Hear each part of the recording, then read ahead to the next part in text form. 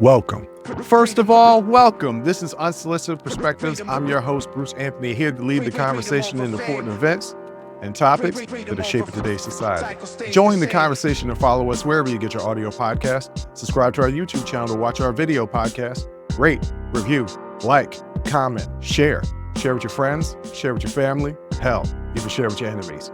On today's episode, I'm going to be dilly-dallying in just a little bit. Then I'm going to be talking about fascism. And then I'm going to be giving people tips on what questions to ask on a first date. But that's enough of the intro. Let's get to the show.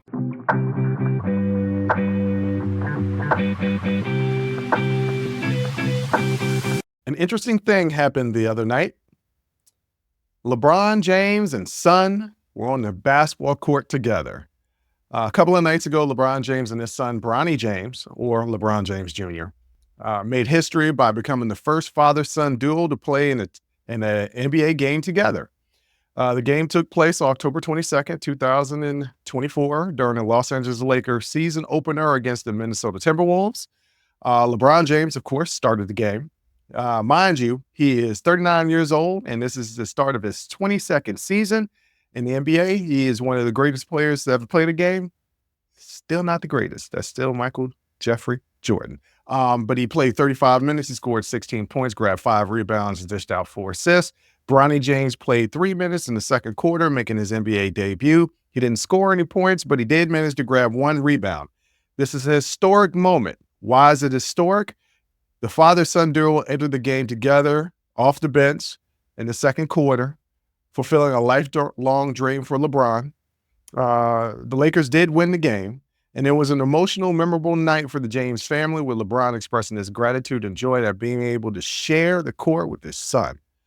They weren't the only father-son duo that were there that night. Ken Griffey Jr. and Ken Griffey Sr., the most famous example of a father-son duo, played in the Major League Baseball League together when Ken Griffey Sr. and Ken Griffey Jr. played together for 1 season with the Seattle Mariners, 2 seasons with the Seattle Mariners, in 1990 and 1991. There's been some speculation and talk about, is this nepotism? And the simplest answer to this is yes, of course it is. This is nepotism. Is Bronny James good enough to be playing in the NBA right now? No, he's probably going to be moved down to the G League. That's the developmental league of the NBA, because he's not ready to play in the NBA. He was drafted in the second round by the Los Angeles Lakers, LeBron James' team. And whether it was, a prerequisite or not to get LeBron James to re-sign with the Lakers, it made good business sense if you want LeBron James to re-sign with the Lakers. And despite the fact that he's 39 years old, and in his 22nd year in the NBA, he is still a 5 or top 10 player in the NBA right now. He's a freaking machine. I've never seen a physical specimen like this to had this longevity. He's never had any major injuries. He takes really good care of his body. There's been rumors that he spends up to $1 million a year to take care of his body. Obviously, it's worked out well for him because he's 39 years old and he's still more athletic than the majority of the people in the league. But there's been criticism and backlash with people saying that Bronny James is essentially taking a spot in the NBA from somebody who was more deserving. And yeah, there is true. There's very limited spots in the NBA. Throughout the course of NBA history, there have only been 5,000 individuals that's actually played in the NBA. That number, give or take 100, right? Only 5,000. The NBA has been in existence since well before the 60s, right?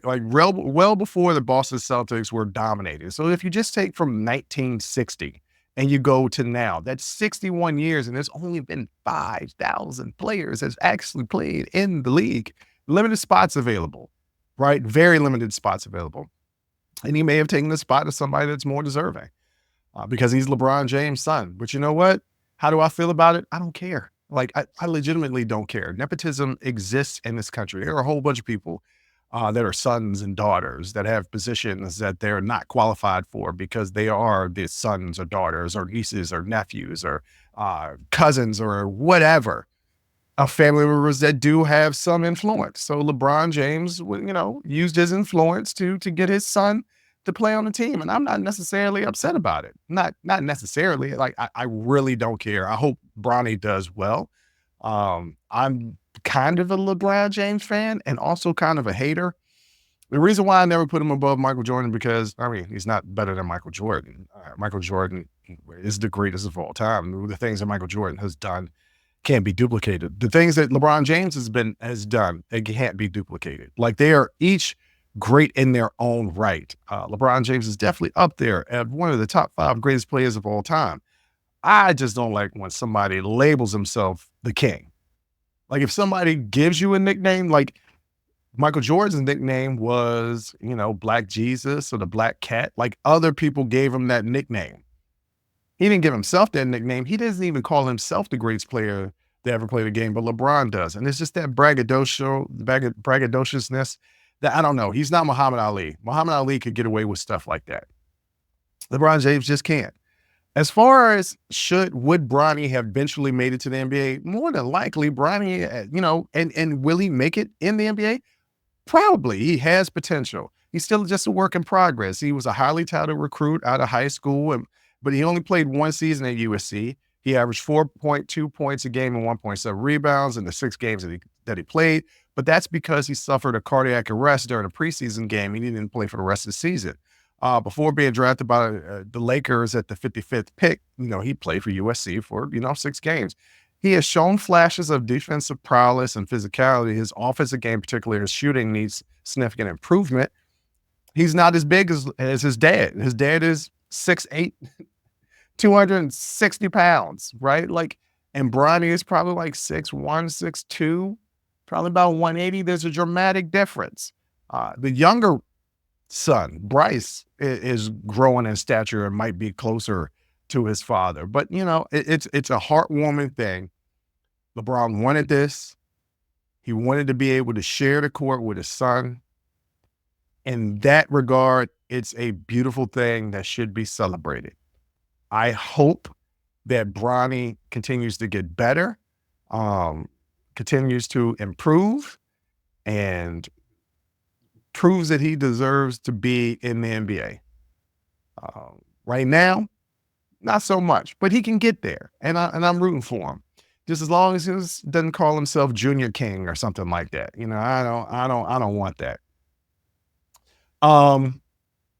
So what else do I want to dilly-dally about? Don't worry, ladies and gentlemen. I'm going to get to fascism. That's going to be in the second segment. But I also wanted to talk about something that I read the other day. Y'all remember that boxer in the Olympics that got accused for being transgender, even though she wasn't? Imane Khelif. So she made history. If y'all don't remember, she made history at the Paris Olympics by winning the Algeria's first ever female boxing gold medal in the women's 55 kilogram category. Her victory came after a controversial journey as she faced scrutiny and gender eligibility tests from the International Boxing Association. I've already gone into the IBA and how crooked they are. Despite the controversies, she remained defiant and ultimately triumphed with a 5-0 victory over her opponent. But why am I bringing her up now? She decided to turn pro, and I'm really happy for her. Recently, she announced her decision to turn professional just months after her Olympic success. She revealed her plans at the press conference, stating that she has received multiple offers and is currently deciding where to start her professional career. She also mentioned that there's a documentary about her journey is in the works and will be shown in international platforms. Her decision to go pro has been met with excitement and support as she continues to inspire many with her story of resilience and determination. I am, all over the right-wing, white supremacist social media network, not Truth Social, X, because it's no longer Twitter. All these lies spread that she was trans, and she's not trans. She's her. That's who she is. She's going to go by they. It's a she. Always been a she. And because her characteristics weren't as, feminine as idiots would have liked her to have been, she gets accused of being a man. And I can't imagine what I've talked about this before. I can't imagine the stress that was on her life as she's participating in something that is a lifelong journey to get to that point. Look, when you get to the Olympics, you dedicate your entire life to that. Your entire life to that, to get to this one moment and to have it, that joy kind of be ripped away by bigoted, misogynistic characterizations of your physical attributes and characteristics is disheartening. But the fact that she prevailed, won the gold medal, represented her country well, and I hope she makes a ton of money going pro. I mean, it's good.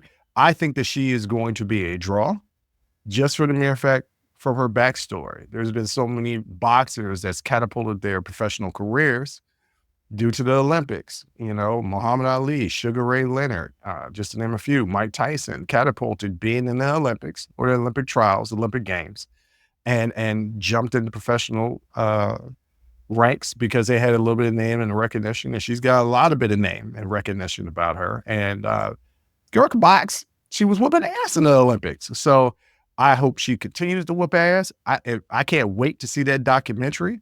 Hopefully I can get it. Said it was going to be internationally released. So, you know, America to Algeria is international. So I hope we can get it over here and see it. But yeah, I'm really happy for her.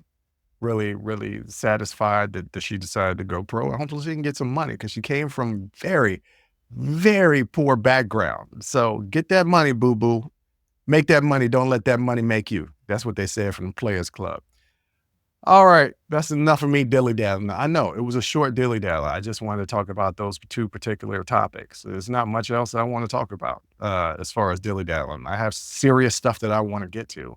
Fascism being one topic, and then another topic, helping people with their dating lives. You know, not, you know how I do. I like to give you a little seriousness and then some lightheartedness. But that's enough for this dilly-dallying. Let's get to fascism. That's next.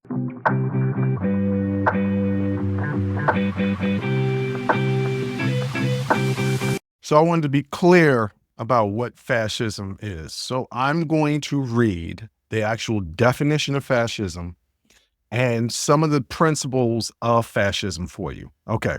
Fascism is a far-right authoritarian political ideology that emerged in the early 20th century, characterized by dictatorial power, extreme nationalism, suppression of dissent, and often a belief in racial or cultural superiority. Some of its key components. Authoritarianism.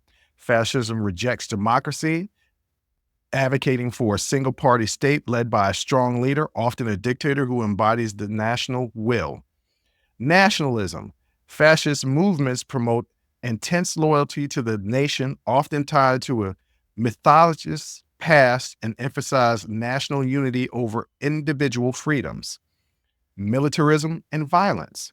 Fascist regimes typically glorify military power and the use of violence both against internal dissenters and external enemies. Suppression of dissent.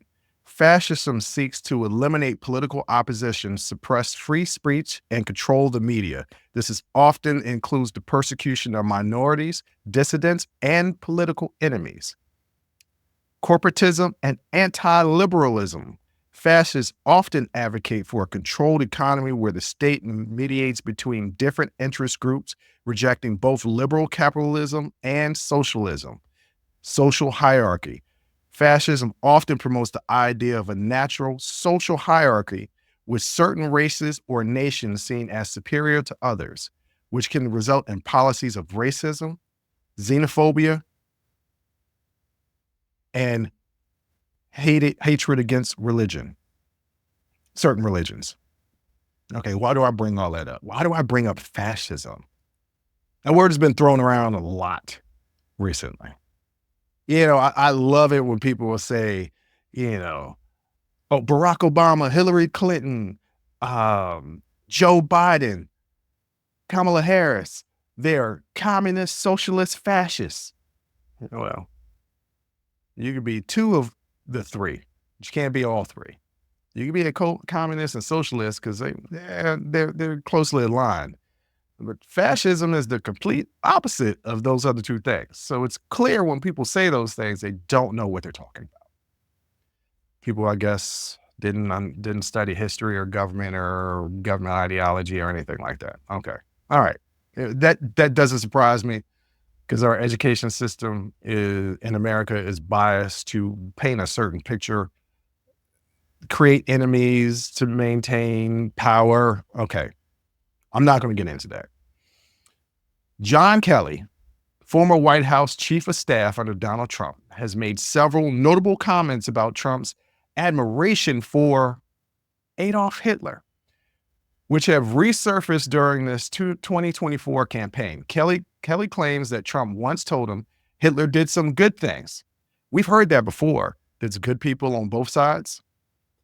Specifically referencing the Nazis' leaders' role in rebuilding the German economy, Kelly said that he was shocked and told Trump that praising Hitler was unacceptable, emphasizing the atrocities of the Holocaust and the deaths of American soldiers during World War II. This conversation was first reported in 2021, but Kelly has reiterated this claim most recently in an interview with the New York Times. Kelly also called Trump's expressing admiration for Hitler's generals, asking, "Why can't you be like the German generals?" This sentiment was part of a broader pattern in which Trump appeared to praise authoritarian figures. Talks highly of Putin, talks highly of Kim Jong-un. Just saying. This caused Kelly to raise concerns about the former president's understanding of history and his authoritarian leanings. These revelations are part of a broader discourse on Trump's repeated use of language and symbols associated with Nazi Germany, including inflammatory remarks about immigrants and campaign ads featuring Nazi imagery. Now, I had this conversation with my sister about this comparison of Trump to Hitler. And I said, I get the comparison, but Trump's not Hitler. Trump's not Hitler in several ways, but as of right now, Trump is not nearly as horrible of a person as Hitler is. It's a bad comparison in the totality of looking at the evil. Is Trump not a good person? I don't know what to tell you people out there that are so in love with him that can't see the truth, or you can't see the truth and it doesn't bother you, or you can see the truth and you agree with it. For those people that are denying the truth, don't worry. I'm going to build my case for the reasons why Trump is a horrible person, but I'm also going to build my case to show you how he's not quite Hitler yet. But let's just talk about Hitler. Hitler's rise to power in Germany was driven by a combination of personal ambition, political strategy, and the economic and social chaos following World War I. His ascent was marked by key moments within the Nazi Party and Germany's volatile political environment.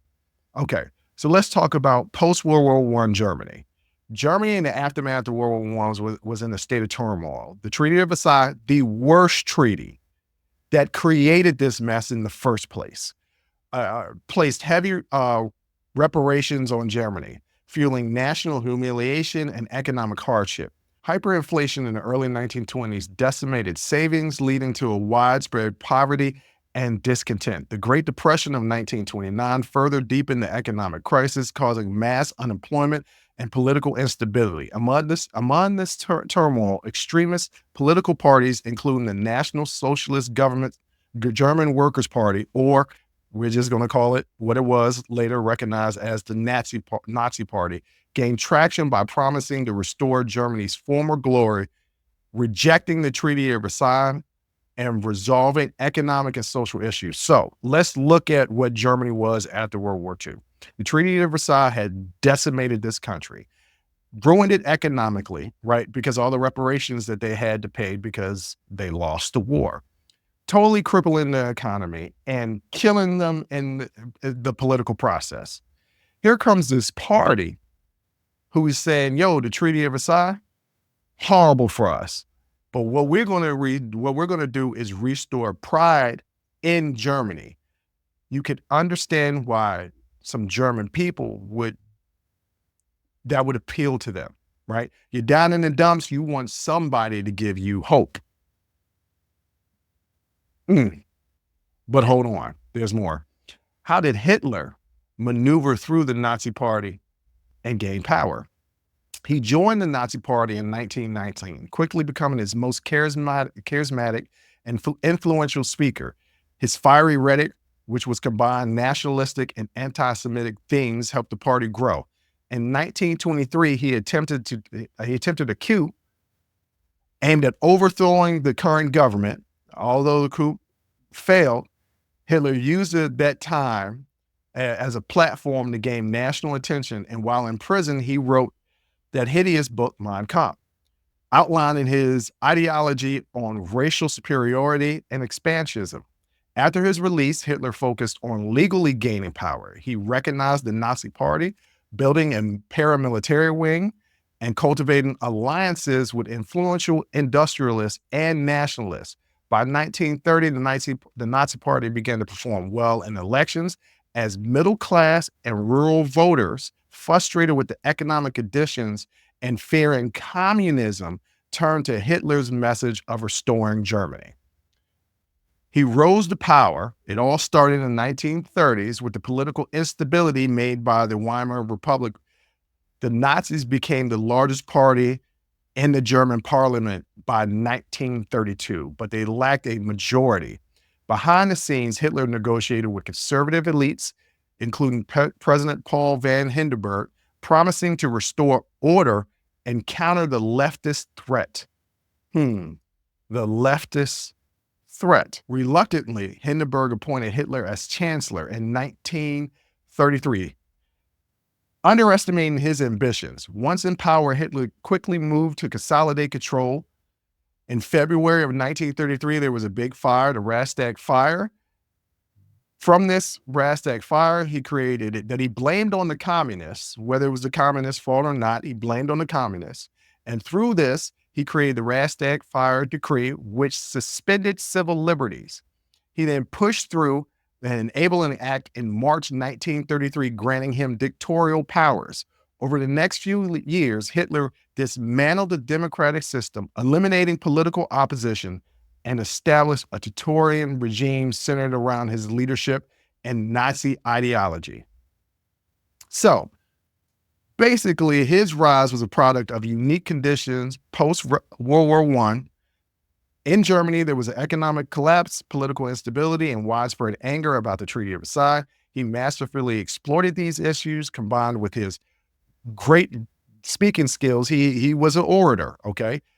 A political strategy to climb the ranks of the Nazi party and seize control of the German state. His ascension to power marked the beginning of the world's history's darkest chapters, basically leading to World War II and the Holocaust. Now, I gave you all that backstory because a lot of people speak on Hitler and they understand the atrocities that he did, but don't understand how he got to the place that he got to. So let me break it down in pure layman terms. The Nazi Party thought that they could control him. He was gaining influence in the Nazi Party because he was a great orator. And he spoke to the people, and he gave pride, their German pride, back to them that had been taken from them from the Treaty of Versailles. So the Nazis were like, we're going to prop this guy up because he's getting us seats in the parliament. We're going to gain the majority of the parliament. We could control him now. That's what Hindenburg thought when he made him chancellor. He was like, all right, we're going to make you chancellor because you got the way with the people, but we're going to hold you in check. And then he passed through laws to make him the dictator. So they couldn't control him. They couldn't control him. They thought they could, and they could not control him. Oftentimes, people will prop up other people that are popular and have a following because they want to be attached to that, and they think that they can maneuver some power out of that. That's what the leaders of the Nazi Party did. That's what the leaders of Germany's parliament did. And it backfired on them because they underestimated his ambition and his ability to manipulate and maneuver within the political systems to gain power. Now, how do Trump and Hitler compare? Well, in Trump's 2016 campaign, he capitalized on discontent caused by the economic inequality, the loss of manufacturing jobs, and fear surrounding immigration. His Make America Great Again slogan echoed the nationalist promise of restoring former glory that Hitler also employed. Like Hitler, Trump positioned himself as an outsider who could fix the system he described as corrupt and ineffective. Hitler's speeches often targeted the enemies within. His enemies within were Jewish people, socialists, and communists, and external forces, which were the Allied nations, that according to him weakened Germany. His nationalist, racially charged rhetoric framed him as a savior of the German people. Okay, well, how does Trump compare to that? Trump's populist rhetoric focused on draining the swamp during his first run in 2016 of corrupt politicians and protecting the U.S. from foreign threats like China, immigrants, etc. His nationalist tone appealed to voters who felt left behind by globalism and cultural shifts, much like Hitler's supporters saw his rhetoric as a way to reclaim German identity. And you have to notice that just like Hitler, Trump started to use the term recently, enemies within, even going so far as to say that he would use military against those enemies within, which were basically Democrats, right? Trump has stated that he is going to go after Democrats. That's what he said. And he's even suggested that he would use the military to go after Democrats. Who else did something like that? Adolf Hitler. Okay, they also have cult of personalities. Hitler's power within the Nazi party and later the German state was based heavily on cult of personality. He was seen as a sole figure who could restore Germany's power and lead it to a new era.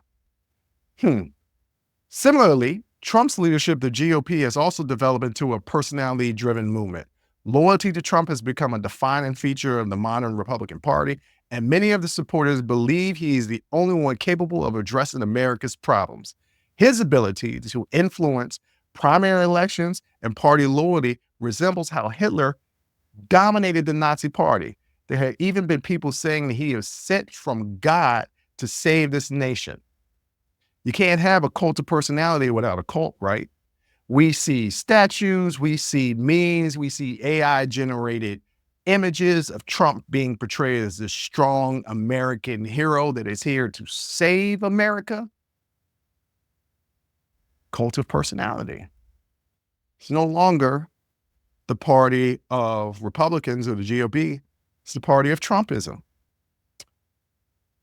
Also, how are they similar? Discrediting institutions. Hitler systematically undermined democratic institutions, attacking the legitimacy of the current government that was in place before he took power and manipulating the laws to concentrate power in his hands. He blamed Germany's problems on the weak leadership and external conspiracies. Trump has similarly attacked the legitimacy of U.S. democratic institutions, most notably questioning the validity of the 2020 election results and discrediting the judiciary and the media. His rhetoric about the deep state echoes Hitler's claims of conspiracies within against the nation. He wants to get rid of the education department, says the military is woke, has issues with the FBI, IRS, and the court system. Basically, anything against him is either unfair, an enemy, and something that needs to be struck down and dealt with. So, in conclusion, is Donald Trump Hitler? No. Hitler is one of the most horrible human beings in Earth's history, right? Like, he is one of the worst human beings ever. And unlike what Trump says, he didn't do any good things because his bad things were so bad. So is Trump Hitler? No, because he hasn't done the things that Hitler has done. Yet, if you pay attention, if you look not even that closely, just look, you see the trajectory of Hitler's rise to power and Trump's rise to power. They're parallel. They're on the same path. And he's talking of doing things that Hitler did. Could he become Hitler? Yes. And I know a lot of people are going to say, it's not possible. America has built-in systems so something like that doesn't happen. Oh, yeah? He got half, or close to half, 48% of the popular vote. Tens of millions of people voted for him. Politicians that have power fall to his knees.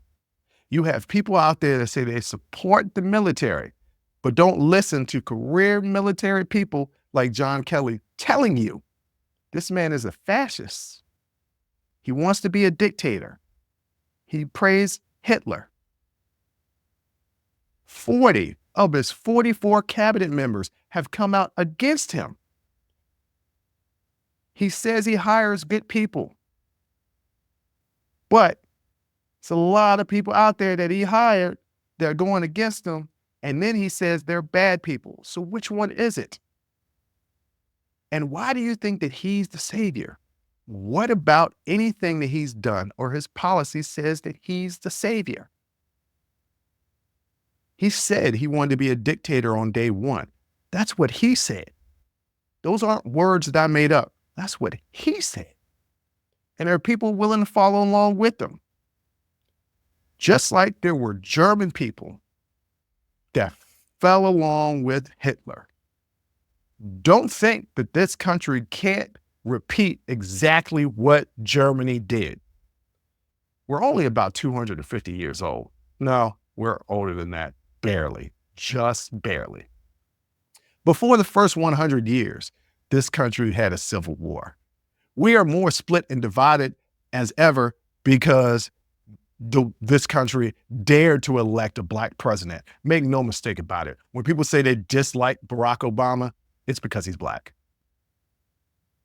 That's what it is. When people say they dislike Kamala Harris, if you can legitimately say, these are the policies that I dislike, okay. But 9 times out of 10, most people can't even say what her policies are. And don't tell me, well, she doesn't have any. She does. She's got a whole website. She's been out there pushing out her policies of things that she wants to do. Why didn't she do them before? That's not in the vice president's power, number one. Number two, the Biden administration has done remarkably a lot of legislation, despite the fact that this Congress has been the least productive Congress in U.S. history.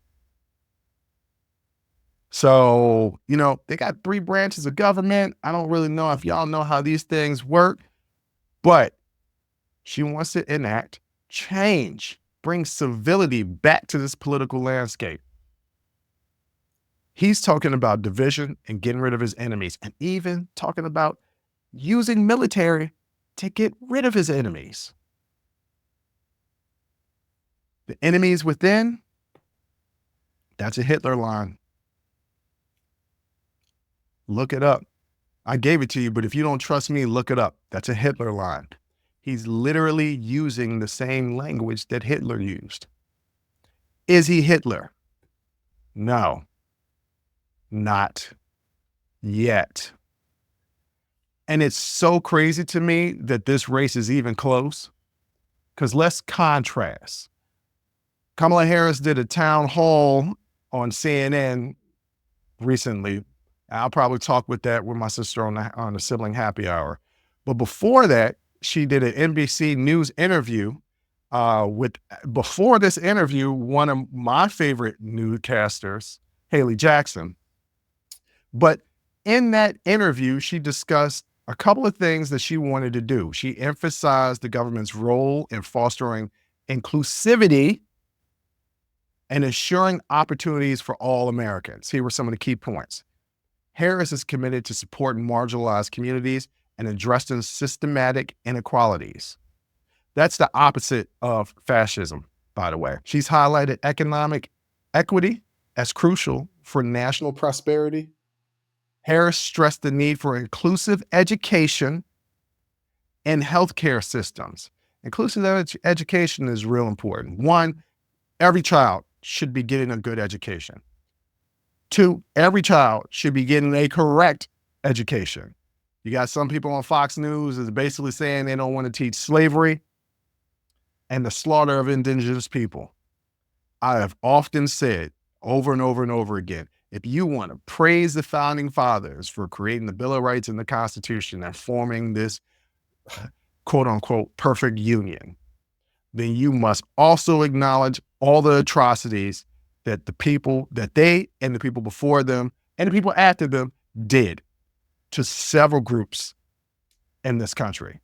You can't cherry pick what you want. You gotta take the good and the bad. And that's teaching all of the education and telling the truth about this country. There are a lot of good things about this country. There are some bad things about the country too. Guess what? You got some family members. You love them, but you can also admit their flaws. It's okay to admit your country is flawed. That's fine. That doesn't mean that you don't love your country, just like it doesn't mean that you don't love your family member. Things are flawed, and it's okay to admit that. She underscored the urgency of combating climate change with comprehensive policies, and she reaffirmed the administration's focus on partnering with local organizations to empower communities and called for bipartisan cooperation to tackle pressing social issues. Good God, I'm having a tough time speaking today. I don't know what it is, but having a tough time enunciating these and pronouncing these words. But you see the difference between doom and gloom, Trump, and hope, Harris. It's clear as literally night and day, black and white, heaven and hell. I mean, look, I laid it all out for you. I told you the exact similarities and the exact pathways in which Hitler rose to power and Trump has taken over the Republican Party. It's the same thing, except Trump is not as manipulative or strategic as Hitler was. Hitler was very strategic and taking over. Trump just kind of bullies his way and everybody bows down to it in the Republican Party. And for those Republicans that don't, the only one that survived is Mitt Romney. That's just because his district and his state love him, but he's the only one that survived. Legacies have been kicked out of the Republican Party. And, this election is going to be extremely important. He's put Supreme Court justices that favor him. They've tapped the court systems. If you think that if he got control of the House and the Senate, if you think that he wouldn't push through to take absolute, complete control, the hubris of Americans is astronomical. It has happened in other countries. It can happen here. This idea, it can't happen to us. It can. Everybody believes that it can't happen to you until it happens to you. I'm just saying, the choice is yours, ladies and gentlemen out there. But to me, the choice is pretty clear. But I don't know. I don't know what's going to happen in an election. All I can tell you is John Kelly calling Trump a fascist, other generals calling him a fascist. If you respect the military, you would think that you would respect what they were saying. You might heed their warnings. That's all I'm going to say. might heed their warnings.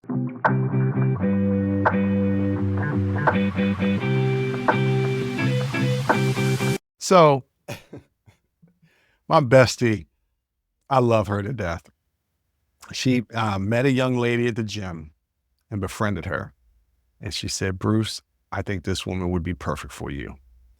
And she said, you know what? I'm going to get like a committee of women and we're gonna do like your own like flavor of love. She didn't say this part, but this is what I took it as. We're gonna create your own flavor of love in the Washington, D.C. area. And I was like, okay, all right. Like, I'm not real stressed about it. I've never had a problem dating. This is not an ego boost or anything. People have said, and I tend to agree, that I am very personable. Am I a people person? I don't know. I'm like, I work well with people. I often like to be by myself, but I work well with people. And it's never really been a problem in my life. That kind of helps, and I'm decent looking. It's never really been a problem in my life finding a partner. That's never been an issue. Keeping a partner has been the issue. And that's been because of my own issues. It's all been me. Typically, I choose the wrong person and try to make it work. That's my personality. I try to fix things, and I'm learning through therapy how to deal with that. But one of the reasons why I absolutely hate dating is you go on these dates and it's all the same questions and basically the same answers, repetitive over and over and over again, because you're trying to learn new people. I stopped going on dating sites years ago. Won't do it. Will never do it again. But I remember being on dating sites and having all these first dates, and the conversations are always the same. And it was funny. I saw a meme the other day that just said the two people were on the first date, and the guy asked, a generic question. So what is it that you do? She pulled out a PDF and said, here are all the answers to all the questions so we can skip this. And I thought that was brilliant. It was a joke, but I thought it was brilliant.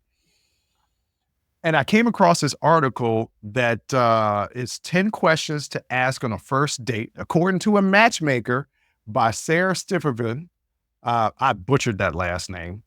But it's a matchmaker provides insights on engaging questions that can stimulate meaningful conversation and help connect with a date. The suggested questions aim to learn more about the other person's values, interests, and life experiences, fostering a deeper understanding between the two individuals. The article emphasizes the importance of asking open-ended questions that encourage sharing and help create a comfortable atmosphere. Overall, the questions are designed to make the date more enjoyable and fruitful, allowing both parties to engage compatibly.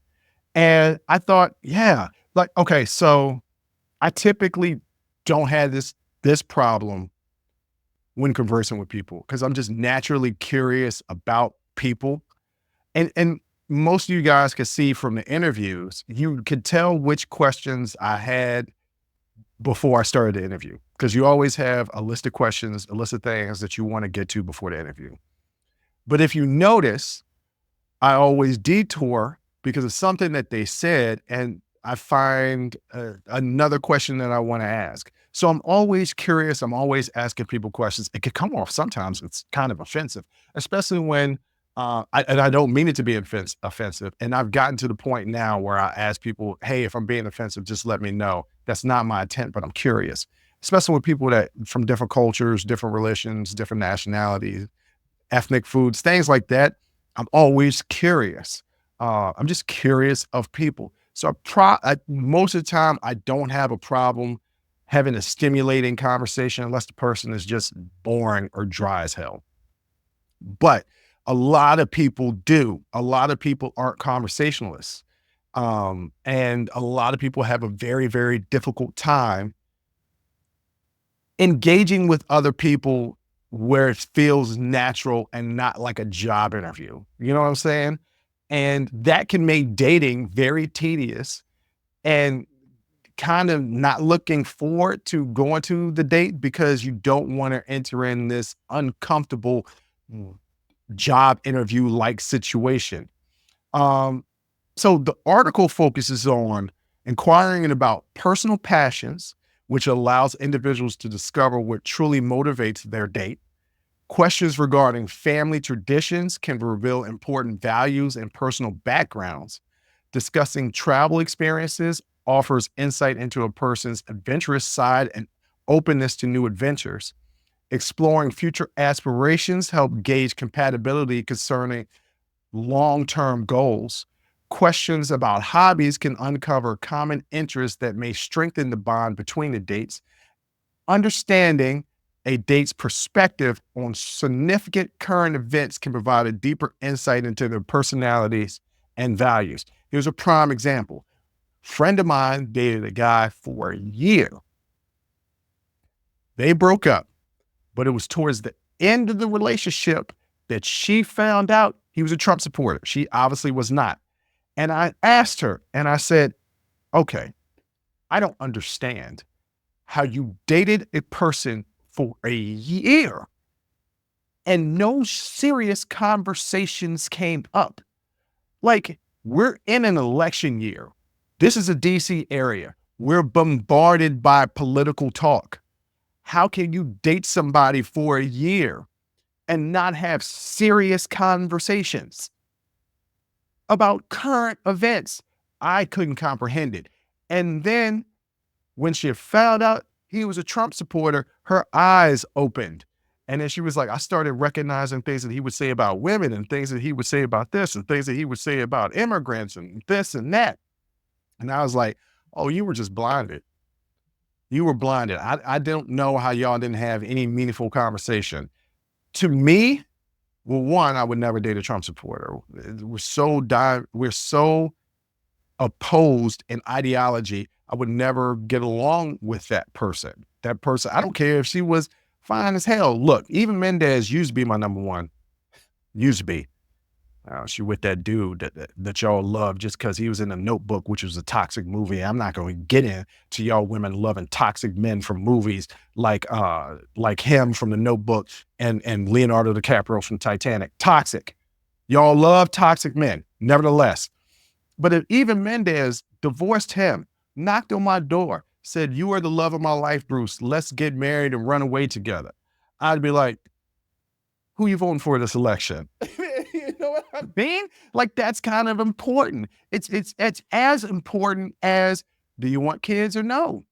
Like, these are conversations that people need to have. So I'm talking about this article, and I said it was 10 questions, right? I already got with those questions covered.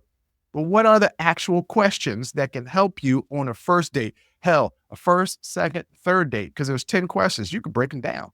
Because if you ask the first 3, that could be an entertaining hour-long conversation. And do your dates really need to be any longer than an hour in the beginning? They don't. It's coffee, a drink.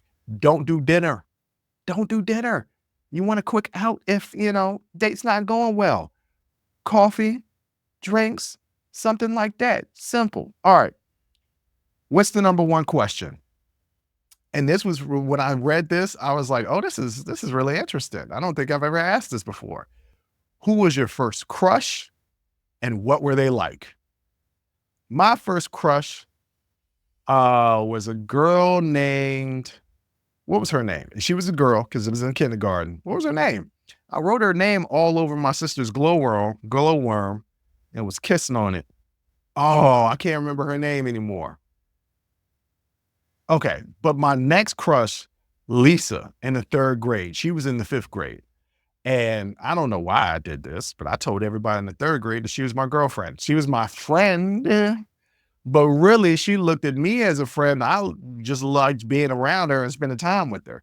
And people told her that I said that, she was my girlfriend. And she was like, why would you say that? Broke my heart. Broke my heart. You know what I'm saying? Lisa broke my heart.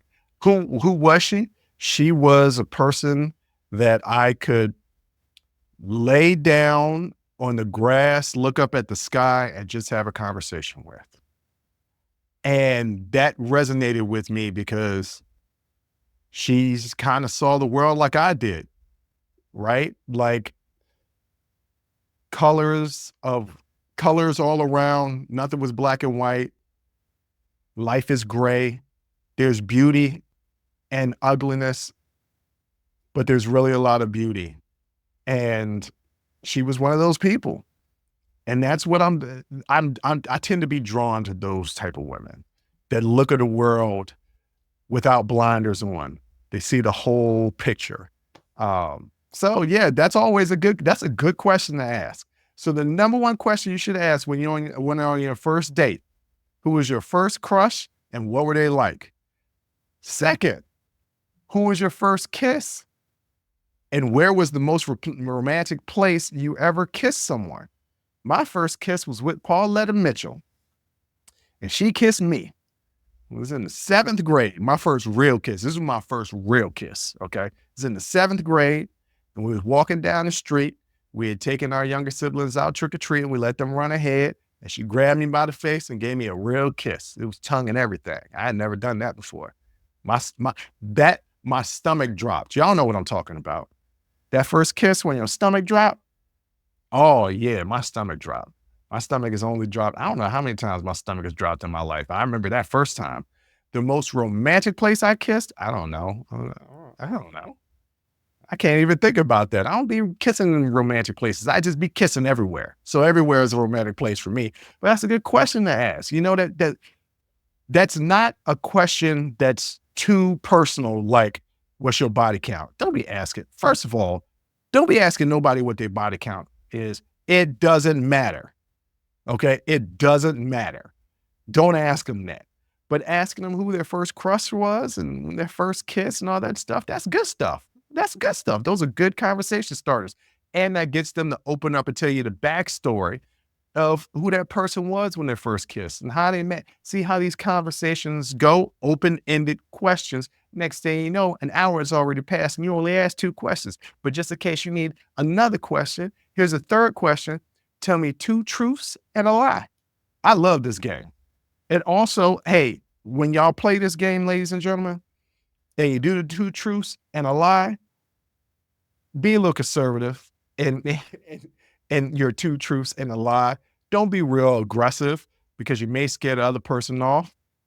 And not to say that you should suppress your personality, but if the 2 truths is, I don't know, I don't want to get too graphic on the show, but y'all know where I'm going with that. But this is a cool game to play. You know, I like to say my 2 truths are, I played against NBA players. I am 6'8". I once got busy in the Burger King bathroom. 2 of those are true. 1 of them is a lie. Y'all figure out which one it is. All right. So on the second date, you can start to lead into more questions like, what would you do with your life if money didn't matter? Wow. If money didn't exist, what would you do with your life? That's a dope question. I never even thought of that one myself. Man, what would I do if money didn't matter? I'd probably do this podcast every single day. Well, not me talking every single day. I would have to have guests lined up because I couldn't do it. Just me talking every single day. And I don't have that much wind in me. But yeah, no, I would probably do that and go to the gym. Definitely go to the gym and work out and try and get my body right and drink. We drink a lot. Another question that you can ask is, what's something about you that surprises people?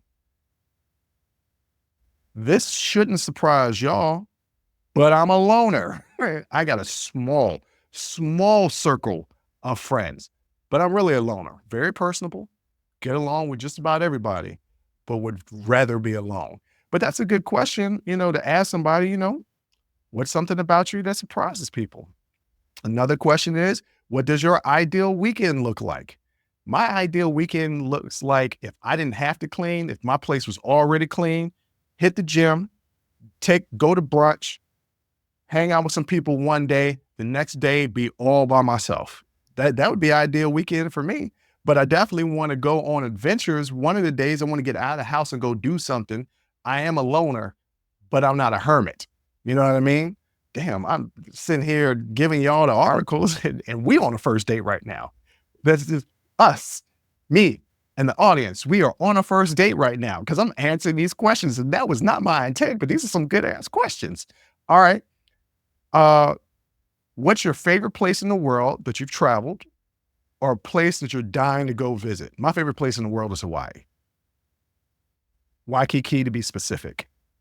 That's my home. As soon as I touch down, I realize this is where I need to when I pass, get to the upper room. I need to be on this island because this is heaven for me. And when I pass, I can go to the next heaven. But Waikiki, Hawaii is it. One of some places I'm dying to visit. Weirdly, I definitely want to visit New Orleans. But now I kind of want to visit Italy because my sister's been out there. My bestie is on her way out there right now. I kind of want to visit Italy and Paris. I want to go to Paris and Amsterdam. Yeah, all those places. Okay, some other questions. What's something you really want to do or achieve this year? What is something I want to do or achieve this year? I would love to hit 20,000 subscribers by the end of the year. I think we're at 14,000. I don't know if we're going to hit 20,000, but I would love to achieve that. I would love to get monetized on YouTube. I would love for my family to find peace and happiness, and my friends as well. That's what I would want to do or achieve this year. What's a random fact that you love? A random fact that I love. I don't know what the answer to that one. And that's a good question. That's something that you can sit with somebody. If you have an answer to it and you ask them that question, you say, well, okay, well, let me give you a chance to think about it. This is mine. And then, their wheels will start turning and be like, oh, that's interesting. Yeah, well, I learned this one time. And then that's how you get the conversation going. And it's not tedious. It's not a job interview. And that's the most important thing when you're on dates, especially when you're trying to get to know each other. You want your date to be comfortable. You want to be comfortable. And the last question, what's the best compliment you ever received? What's the best compliment that I ever received? That's a really, really good question. I do not know. I've gotten complimented on my looks or the way my body looks. Those are always nice. They make you feel good. Okay. This is one of the greatest compliments I've received. And I've been receiving it a lot lately. That's been giving me the confidence to not only start the show, but do the show. Not to say that I didn't have this confidence in myself, but when other people tell you something that you kind of believe about yourself, it just reinforces. And this is so, ladies and gentlemen, I'm not this person. Okay. Y'all know it. I don't have a big ego. I have a lot of humility about me. However, over the last 4 or 5 years, as I've let my personality out more with people that are closer to me, and more people have come to me for advice or my opinions on certain things, I've had really intelligent people say that I'm intelligent. And to me, that's been the greatest compliment I've ever received. Because I will tell you, out of me and my brother and sister, they are both smarter than I am. We all think kind of the same as far as our critical thinking skills are. We're all good in certain areas, right? My sister can really dive deep into stuff and really explain it well. I'm kind of explain it. I'm good at creating kind of analogies. I'm really good at pointing out the obvious that isn't sometimes obvious to others. But yeah, that's the greatest compliment that I ever received.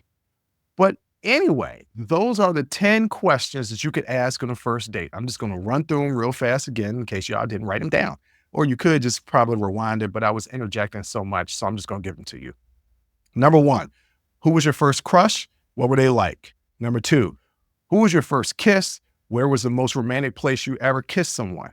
Number 3, Tell me 2 truths and 1 lie. Number 4, what would you do with your life if money didn't matter? Number 5, what's something about you that surprises people? Number 6, what does your ideal weekend look like? Number 7, where's your favorite place in the world that you've traveled or a place you're dying to visit? Number 8, what's something you really want to do or achieve this year? Number 9, what's a random fact that you love? And the last one, what's the best compliment you've ever received?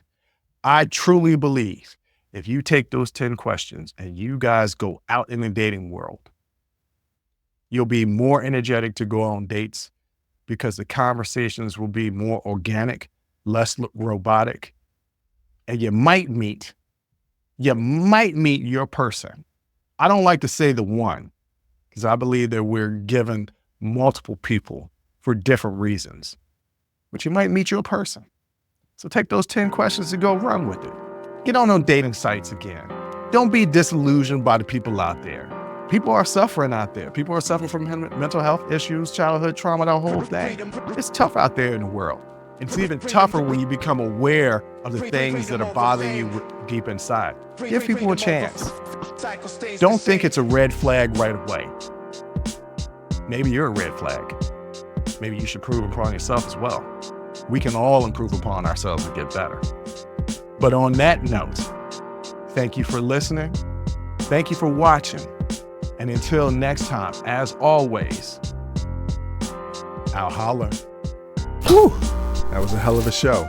Thank you for rocking with us here on Unsolicited Perspectives with Bruce Anthony. Now, before you go, don't forget to follow, subscribe, like, comment, and share our podcast wherever you're listening or watching it to it. Pass it along to your friends. If you enjoy it, that means the people that you rock will enjoy it also. So share the wealth, share the knowledge, share the noise.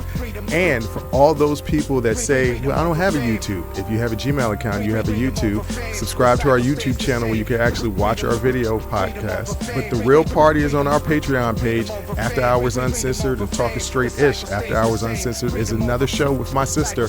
And once again, the key word there is uncensored. Those are exclusively on our Patreon page.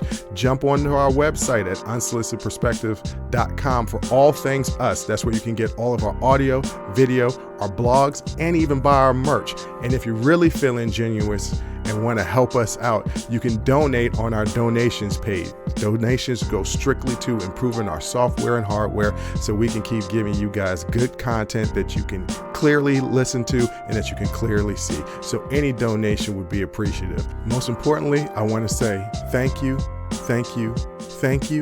for listening and watching and supporting us. And I'll catch you next time. Audi 5000. Peace. Freedom over fame. Freedom over fame. The cycle